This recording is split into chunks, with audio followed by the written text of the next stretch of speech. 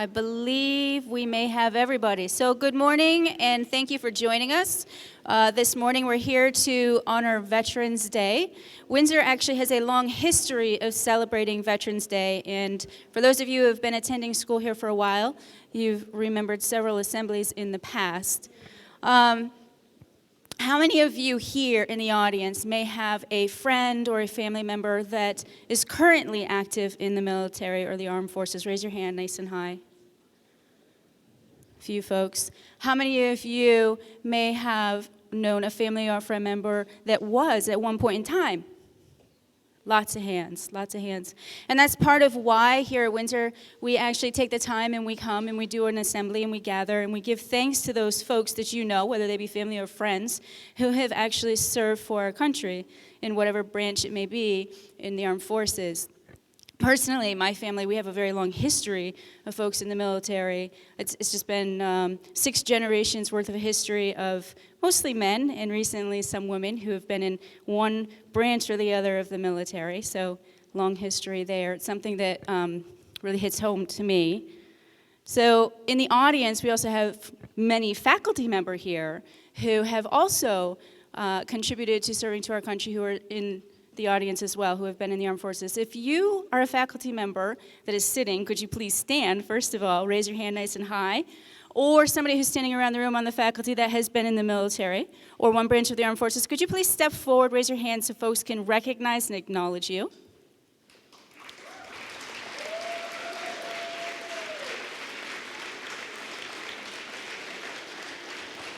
Thank you.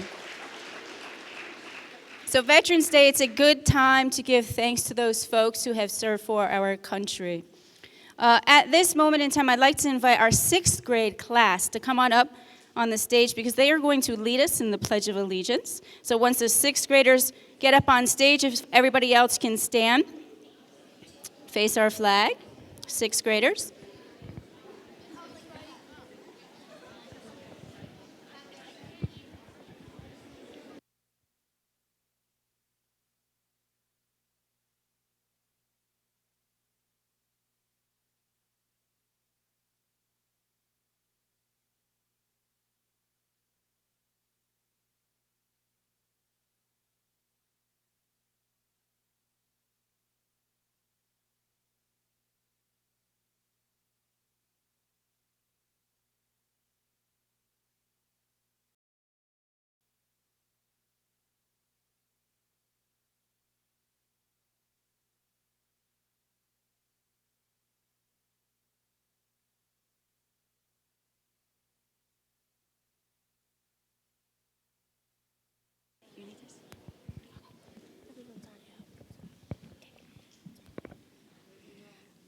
I pledge allegiance to the flag of the United States of America and to the republic for which it stands, one nation, under God, indivisible, with liberty and justice for all.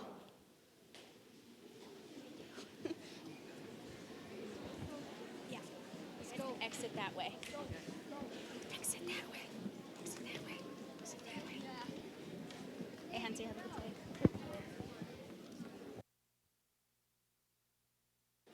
Thank you, 6th graders. If you could now direct your attention to Mr. Keeney and our middle and high school band.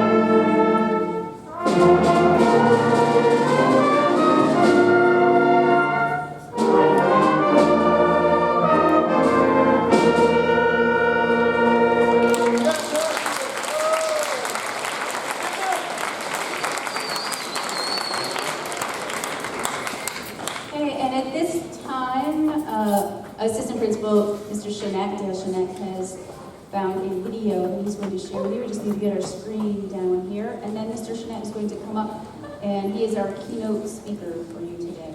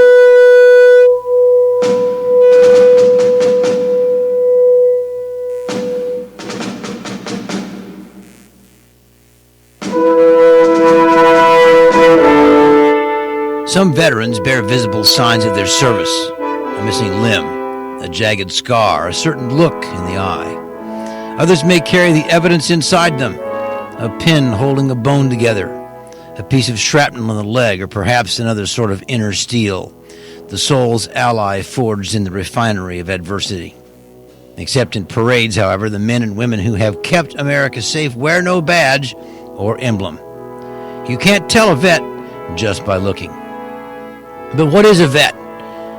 He is the cop on the beat who spent 6 months in Saudi Arabia sweating 2 gallons a day, making sure the armored personnel carriers didn't run out of fuel.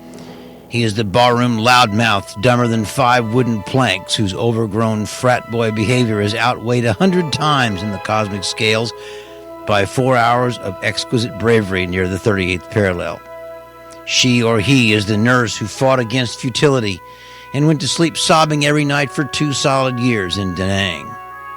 He is the POW who went away one person and came back another, or didn't come back at all. He is the Quantico drill instructor who has never seen combat but has saved countless lives by turning slouchy, no-account rednecks and gang members into Marines and teaching them to watch each other's backs. He is the parade-riding legionnaire who pins on his ribbons and medals with a prosthetic hand.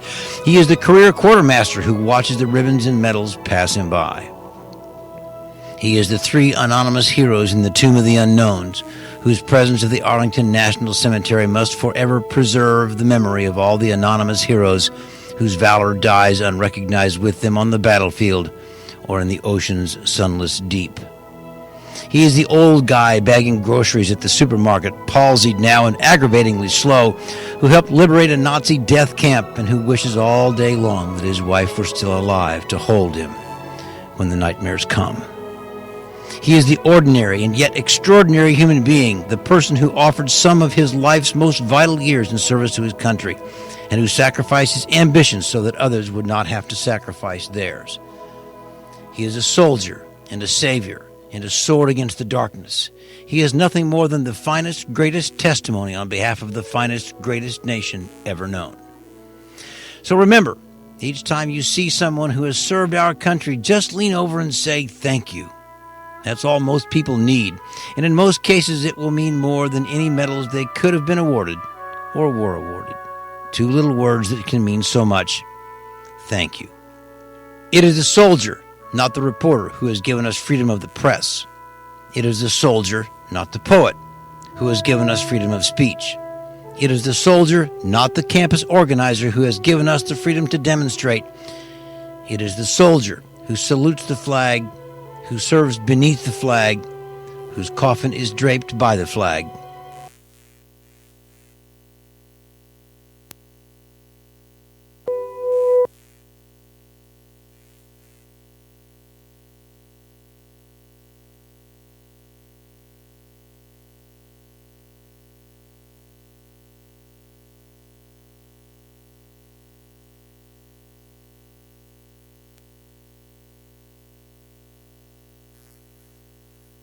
Good morning, and welcome to today's ceremony. I am honored to be speaking with you today on such an important occasion. We are here today to honor our service members and to remember the sacrifices they made and continue to make to protect our country and our freedom. Today, we are here to honor patriots who have given to us a very special gift, the gift of freedom. It is easy to take that gift of freedom for granted because the vast majority of us have known nothing else. It is equally as easy to assume we will always have freedom, but I would caution you against making such an assumption. You see, our freedom is not guaranteed. As former President Ronald Reagan stated, freedom is never more than one generation away from extinction. We didn't pass it on to our children in the bloodstream. It must be fought for, protected, and handed on to them for them to do the same. There is no promise we will have our freedom tomorrow. It exists and will only continue to exist as a result of the sacrifices made by the American veteran. When they enlist in the armed forces, they voluntarily sacrifice a portion of their freedom to ensure we never have to sacrifice any of ours. And far too many have sacrificed everything for that same cause. Veterans Day is the day our nation has set aside to remember, honor, and say thank you to all of America's veterans, past and present. We do this because the debt we owe them for our freedom we cannot repay. What we can do is say thank you and honor the gift of freedom they have given us. Today, Windsor, I am asking you to say thank you to the American veteran in a special way. I am going to ask you to honor your freedom in the same manner in which that freedom was given to you. In all the tasks before you today, every assignment, every test, every class, I ask you to give it your all, just as our American veteran gave their all and continue to give their all for you and your freedom. In closing, I would like to say thank you to our guests who have come to celebrate this day with us. And I pray we and our nation never lose sight of the individuals who risked and gave their lives to attain and preserve the liberties of freedom. Thank you.